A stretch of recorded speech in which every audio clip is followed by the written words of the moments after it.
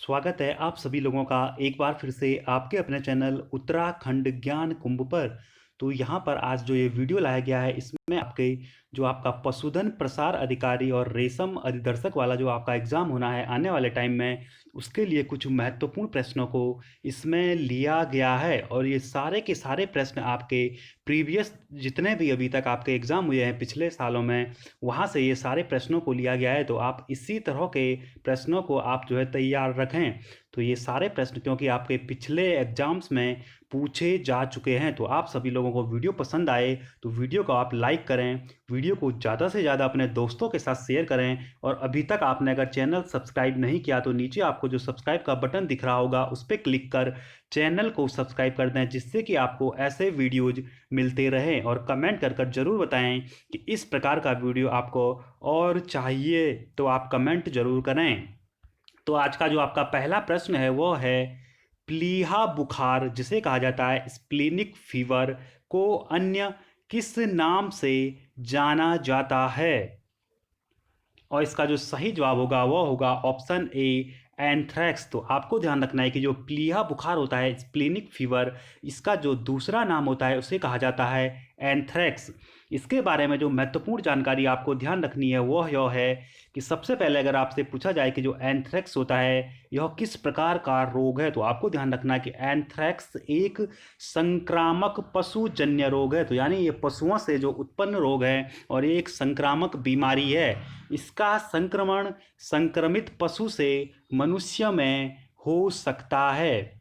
फिर जो आपको काफ़ी महत्वपूर्ण बात ध्यान रखनी है कि यह रोग बेसिलस एंथ्रेक्स नामक जीवाणु के कारण होता है। तो आपसे यह भी पूछा जा सकता है कि जो आपका एंथ्रेक्स होता है वो किसके कारण होता है, तो आपको ध्यान रखना है जीवाणु, और जीवाणु का नाम है बेसिलस एंथ्रेक्स। तो ये कुछ महत्वपूर्ण बातें इसके बारे में आपको ध्यान में रखनी है। फिर जो अगला प्रश्न है वो है, फूल गोभी के भूरे होने का कारण है?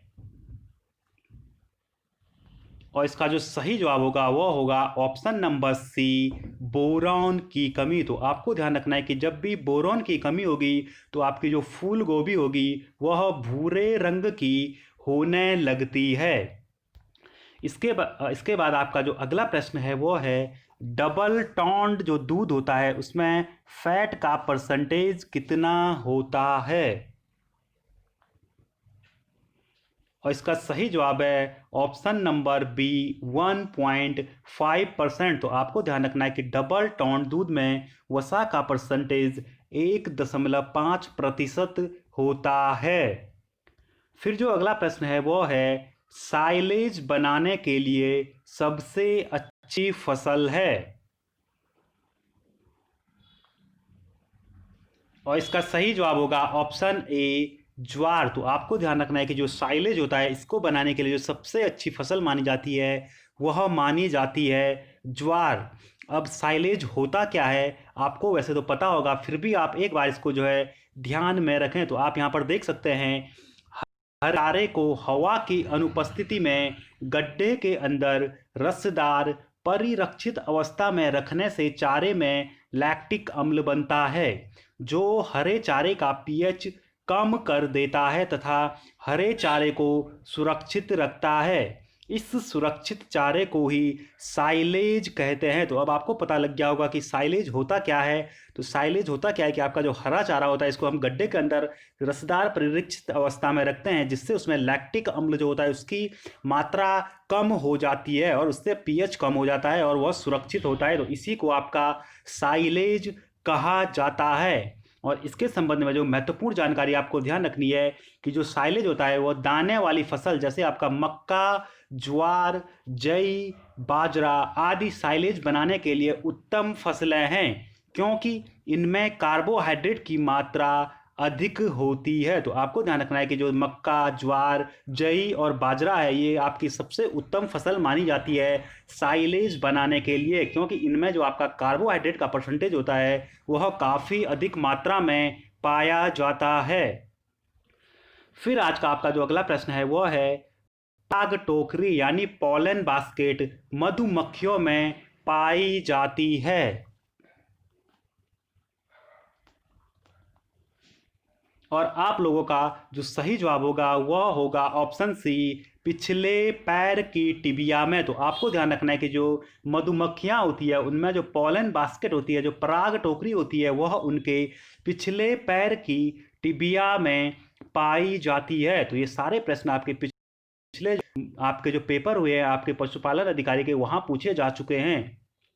तो आपको वीडियो पसंद आए लाइक करें, अपने दोस्तों के साथ वीडियो को जरूर शेयर करें, और अभी तक आपने चैनल सब्सक्राइब नहीं किया तो आपको जो नीचे सब्सक्राइब वाला बटन दिख रहा होगा उस पर क्लिक कर चैनल सब्सक्राइब करें और बेल आइकन को प्रेस कर दें। फिर जो अगला प्रश्न है वो है, किस नस्ल की भैंस के दूध में सर्वाधिक वसा होता है? तो आपको बताना है कि कौन से नस्ल की जो भैंस होती है उसमें सबसे ज़्यादा फैट पाया जाता है। और इसका सही जवाब होगा ऑप्शन डी, भदावरी। तो आपको ध्यान रखना है कि जो भदावरी नस्ल की जो भैंस होती है उसका जो मिल्क होता है उसमें सबसे अधिक मात्रा में फैट प्रेजेंट होता है। फिर जो आपका अगला प्रश्न है वो है, लाल सड़न बीमारी किस फसल से संबंधित है? और आपका सही जवाब होगा ऑप्शन ए, गन्ना यानी शुगर कैन। तो काफ़ी महत्वपूर्ण प्रश्न है, आपको ध्यान रखना है कि जो लाल सड़न बीमारी है यह आपका गन्ने की फसल से संबंधित है। और इससे संबंधित कुछ महत्वपूर्ण बातें जो आपको ध्यान रखनी है, आप यहाँ पर देख सकते हैं। लाल सड़न बीमारी गन्ने का रोग है जिसे गन्ने का कैंसर भी कहते हैं। तो अगर आपसे पूछा जाए कि गन्ने का कैंसर किसे कहा जाता है तो आपको ध्यान रखना है लाल सड़न बीमारी को। यह रोग कोलेट्रोटाइकम फलकैटम नामक फफूंद के द्वारा होता है। तो अगर आपसे पूछा जाए कि लाल सड़न बीमारी किसके कारण होती है तो यह फफूंद के कारण होती है। इस रोग के लक्षण जुलाई अगस्त माह से दिखने शुरू होते हैं तथा फसल के अंत तक दिखाई देते हैं। तो ये कुछ महत्वपूर्ण बातें हैं जो आपको गन्ने की बीमारी लाल सड़न है इससे संबंधित है और इसे आपको ध्यान में रखनी है। तो आपको वीडियो कैसा लगा कमेंट कर जरूर बताएं। ऐसे वीडियो आप और चाहते हैं तो कमेंट में आप अपने प्रतिक्रिया जरूर दें। फिर अगला प्रश्न है, पशुओं में गलघोंटू रोग का कारक है? और इसका जो सही जवाब है वह होगा ऑप्शन नंबर सी, जीवाणु। तो आपको ध्यान रखना है कि जो गलघोंटू रोग होता है पशुओं में वह जीवाणु जनित रोग है, यानी जीवाणु के कारण ही गलघोंटू रोग पशुओं में पाया जाता है। इससे संबंधित जो कुछ महत्वपूर्ण जानकारी आपको ध्यान रखनी है यह है, यह रोग पास्चुरेला मल्टोसिडा नामक जीवाणु के संक्रमण से होता है। तो अगर आपसे पूछा जाए कौन से जीवाणु के संक्रमण से होता है तो यह है पास्चुरेला मल्टोसिडा नामक जीवाणु। यह जीवाणु सांस नली में तंत्र के ऊपरी भाग में मौजूद होता है जिससे कि जो आपके पशु होते हैं उन्हें सांस लेने में प्रॉब्लम फेस करनी पड़ती है। फिर जो अगला प्रश्न है वो है, टिक्का रोग संबंधित है। तो आपको बताना है कि जो ये टिक्का रोग है यह किस फसल से संबंधित है?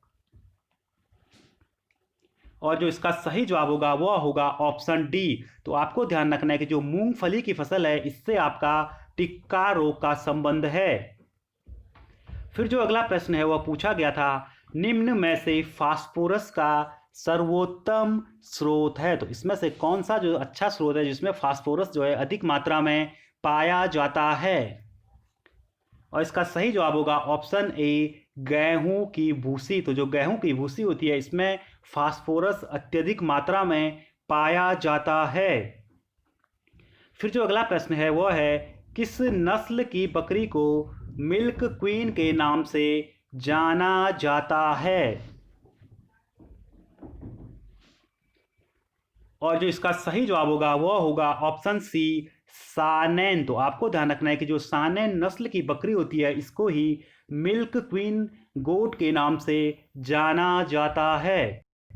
फिर जो आपका अगला प्रश्न है वो है, किस विटामिन को हार्मोन भी कहते हैं? तो आपको बताना है कि कौन सा विटामिन है जिसको हार्मोन विटामिन के नाम से भी जाना जाता है। Option A vitamin D, option B vitamin E, option C vitamin C, option D vitamin K. इस प्रश्न का जवाब आप सभी लोगों को कमेंट कर कमेंट बॉक्स में देना है कि किस विटामिन को हार्मोन विटामिन्स भी कहते हैं? तो आप सभी लोग इसका जवाब कमेंट कर जरूर दें। आपको वीडियो कैसी लगी ज़रूर बताएं। वीडियो अच्छी लगी तो वीडियो दोस्तों के साथ शेयर करें, और अगर चैनल अभी तक आपने सब्सक्राइब नहीं किया तो नीचे आपको जो सब्सक्राइब का बटन दिख रहा होगा उस पर क्लिक कर चैनल को सब्सक्राइब कर दें। और आप चाहते हैं कि ऐसी वीडियोज़ और बनाई जाए तो आप कमेंट कर अपनी प्रतिक्रिया जरूर दें।